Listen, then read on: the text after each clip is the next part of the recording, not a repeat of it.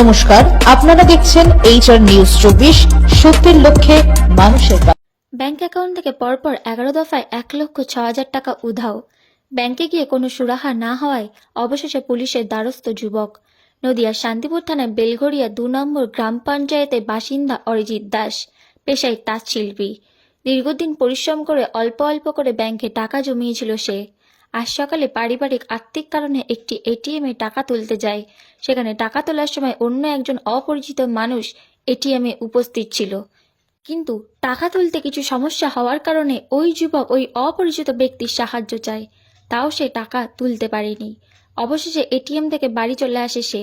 এরপরই তার মোবাইলে মেসেজ ঢুকতে শুরু করে তার অ্যাকাউন্ট থেকে টাকা কাটা হচ্ছে।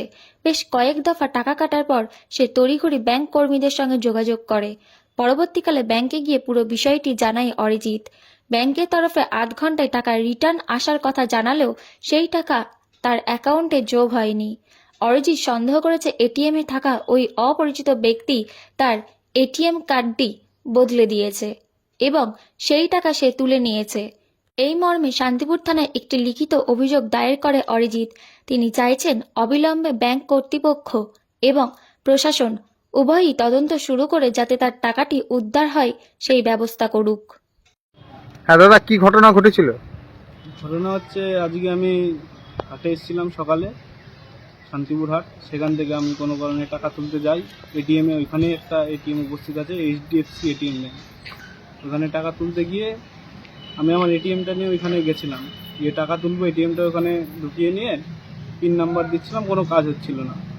দিয়ে পরে দুটো দাদা আসে, একটা দাদা আসে প্রথমে, দিয়ে চলে যায়। পরে আবার একটা দাদা আসে, এসে বলে যে ভালো করে এটিএমটা ওখানে ঢুকিয়ে দাও। দিয়ে ওখানে ভালো করে ঢুকিয়ে উনি হাত দিয়ে ওটা করে দিল। তারপর ঠিক আছে, আমি এটিএমের পাসওয়ার্ড দিলাম, কাজ হচ্ছিল না, কোনো কিছুই হচ্ছিল না পাসওয়ার্ড দেওয়ার পরে। তারপর চেষ্টা করার পরে যখন হয় না, তখন আমি চলে আসি যে হচ্ছে না। তার মোটামুটি 20 থেকে 25 মিনিট পর আমি দেখি আমার অ্যাকাউন্ট থেকে 10 করে 10 বার 1 লাখ টাকা তোলা হয়েছে। 10 বার টাকা উঠে যায়। আমি তখনই ওই এটিএমে যাই নিচে নেমে, যখন আমার SMS আসে, গিয়ে দেখি যে কোনো লোকজন নেই, ওই এটিএম থেকে টাকা উঠছে না, কোনো কিছুই হচ্ছে না। পরে আমি আবার ফোন করলাম ব্যাংকের লোককে, সে বলল যে কোনো ব্যাপার না, অসুবিধা নেই, ঠিক হয়ে যাবে, রিটার্ন চলে আসবে 8 ঘন্টার মধ্যে।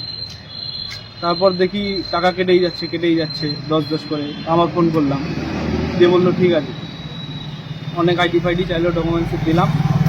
দেওয়ার পরে বুঝতে পারলো যে কোনো সমস্যা হয়েছে, তাই বললো তুমি ইমিডিয়েটলি এখন HDFC ফুলিয়ার যে ব্রাঞ্চ আছে ওখানে যাও, গিয়ে যোগাযোগ করো। দিয়ে আমি ওইখানে গেছিলাম, যোগাযোগ করার পরে ওনারা যা ব্যবস্থা নিল, তারপর বললো যে থানায় যেতে, থানায় আসলাম। মোট কত টাকা খোয়া গেছে? মোটামুটি আমার 1,06,000 টাকা গেছে। ব্যাংকের থেকে কি বললো? ব্যাংকের থেকে বললো ওনারা যা যাবতীয় করে দিয়েছে, বললো যে আমরা অবজেকশন কমপ্লেন রেজিস্ট্রি করে দিয়েছি। এই টাকাটা কি তোলা হয়েছে না হচ্ছে কোনো টেকনিক্যালি প্রবলেম ছিল?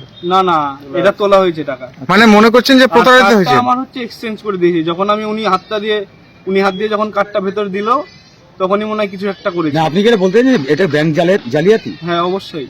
টাকা কি ফেরত পাবেন কি আশ্বাস দিয়েছে ব্যাংক কর্তৃপক্ষ? সেটা তো বলেনি। মানে এটিএম এ যিনি ছিলেন তিনি ব্যাংকেরই কর্মী ছিলেন? না, পরে এমনি নর্মাল লোক ছিল, আমাদের মতো সাধারণ পাবলিক ছিল। তিনি টাকাটা নিতে পারেন বলে মনে হয়? হ্যাঁ, আমার তাই মনে হচ্ছে, কারণ ওই দুজনা যাওয়ার পরে কিছুক্ষণ পর থেকে আমার এটিএম এ সিসিটিভি ফুটেজ আছে ব্যাংক? হ্যাঁ, অবশ্যই আছে। না, ওটা দেখিনি, এখন ওটা দেখতে হবে। পুলিশ কি জানাবে?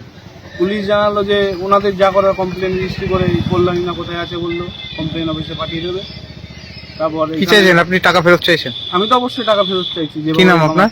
হ্যাঁ, আপনার নাম হলো অরিজিৎ দাস। বাড়ি কোথায়? বাড়ি ফুলিয়া, দিব্যডাঙ্গা।